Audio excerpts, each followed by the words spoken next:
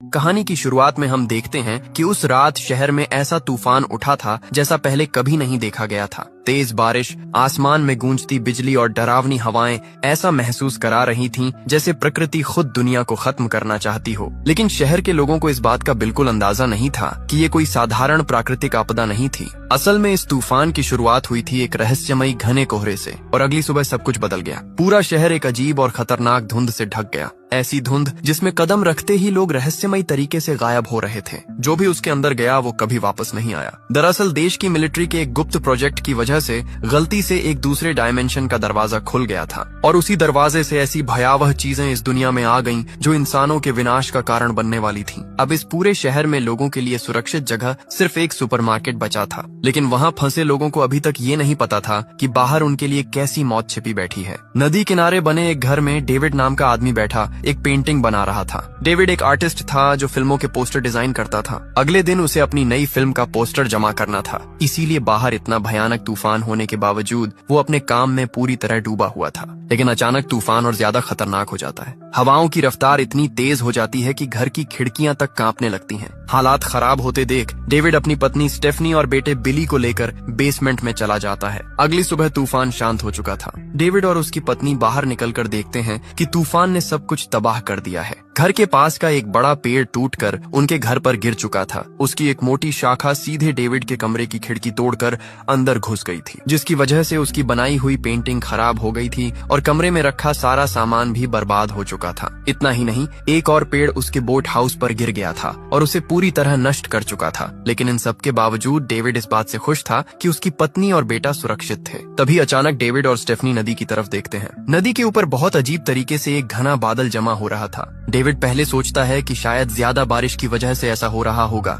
लेकिन बात काफी अजीब थी। बारिश के बाद पहाड़ों पर बादल दिखना आम बात थी, लेकिन नदी के ऊपर इतना घना कोहरा बनना बिल्कुल सामान्य नहीं था। फिर भी डेविड इस बात पर ज्यादा ध्यान नहीं देता, क्योंकि उस वक्त वो अपने पड़ोसी नॉर्टन पर बहुत गुस्सा था। नॉर्टन की जमीन पर खड़ा सूखा पेड़ टूटकर उसके बोट हाउस पर गिरा था। डेविड कई सालों से उसे वो पेड़ कटवाने के लिए कह रहा था, लेकिन नॉर्टन ने कभी उसकी बात नहीं सुनी और अब उसी वजह से डेविड का इतना नुकसान हुआ था। गुस्से में डेविड नॉर्टन के घर जाता है, लेकिन वहाँ पहुंचकर वो देखता है कि नॉर्टन खुद भी बहुत गुस्से में था। उसके घर के सामने भी एक पेड़ गिर गया था जिसने उसकी गाड़ी को पूरी तरह कुचल दिया था। ये देखकर डेविड को थोड़ी तसल्ली मिलती है कि नुकसान सिर्फ उसी का नहीं हुआ। फिर भी वो नॉर्टन के लिए दुख जताता है और वापस जाने लगता है। तभी नॉर्टन उससे पूछता है कि अगर वो सुपरमार्केट जा रहा हो तो क्या उसे भी लिफ्ट दे सकता है। डेविड हाँ कह देता है। कुछ देर बाद डेविड अपनी पत्नी से सामान की लिस्ट लेकर अपने बेटे बिली और नॉर्टन के साथ सुपरमार्केट की तरफ निकल पड़ता है। रास्ते में उन्हें कई मिलिट्री की गाड़ियां और सैनिक तेजी से जाते हुए दिखाई देते हैं। उन्हें देखकर नॉर्टन कहता है कि लगता है ये लोग नदी के पास पहाड़ी पर बने मिलिट्री बेस की तरफ जा रहे हैं। फिर वो डेविड से पूछता है कि क्या उसने एरोहेड प्रोजेक्ट के बारे में सुना है। नॉर्टन कहता है कि शहर में लोग बातें कर रहे हैं कि वहाँ कोई गुप्त रिसर्च चल रही है।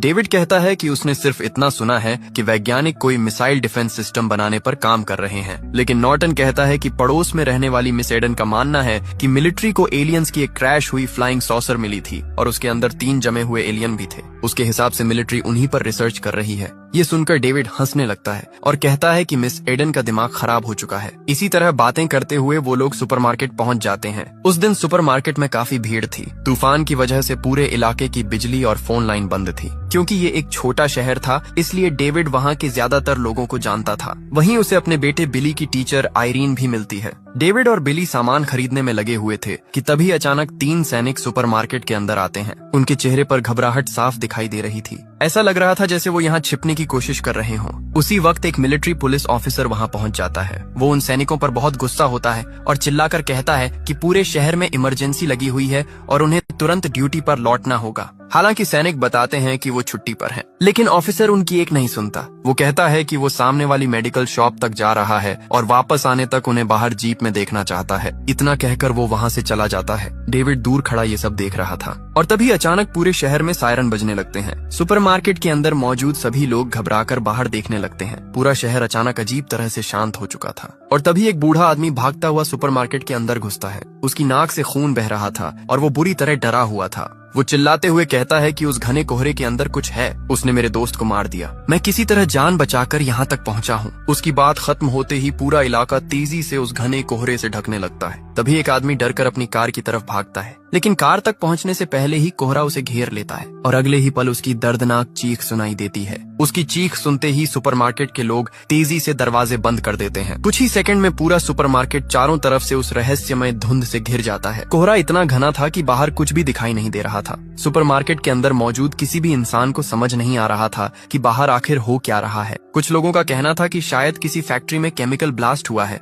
और ये धुआं वहीं से आ रहा है, लेकिन तभी अचानक पूरी जमीन हिलने लगती है। ऐसा महसूस होता है जैसे भूकंप आ गया हो। डर के मारे सभी लोग नीचे झुक जाते हैं। डेविड अपने बेटे बिली को सीने से लगाकर उसे संभालने की कोशिश करता है, लेकिन कुछ ही पलों बाद सब कुछ फिर से शांत हो जाता है। अब भी किसी को नहीं पता था कि बाहर क्या छिपा हुआ है। कोई इसे भूकंप कह रहा था तो कोई मिलिट्री एक्सपेरिमेंट का धमाका बता रहा था। इसी बीच वहाँ मौजूद कारमोड़ी नाम की एक महिला अचानक जोर जोर से बाइबल पढ़ने लगती है। उसका कहना था कि ये दुनिया के अंत की शुरुआत है, भगवान इंसानों को उनके पापों की सजा दे रहे हैं। तभी स्टोर मैनेजर सबको शांत रहने के लिए कहता है। वो सभी लोगों से रिक्वेस्ट करता है कि जब तक ये कोहरा खत्म नहीं हो जाता तब तक कोई भी बाहर जाने की कोशिश न करे। लेकिन तभी एक महिला रोते हुए कहती है कि उसके बच्चे घर पर अकेले हैं और उसे हर हालत में उनके पास जाना होगा। कई लोग उसे रोकने की कोशिश करते हैं, लेकिन वो किसी की बात नहीं सुनती और अकेली ही कोहरे के अंदर चली जाती है। धीरे धीरे काफी समय गुजर जाता है, लेकिन वो रहस्यमयी धुंध अब भी वैसी की वैसी बनी हुई थी। सुपरमार्केट के अंदर बैठे लोग लगातार डर और बेचैनी में थे।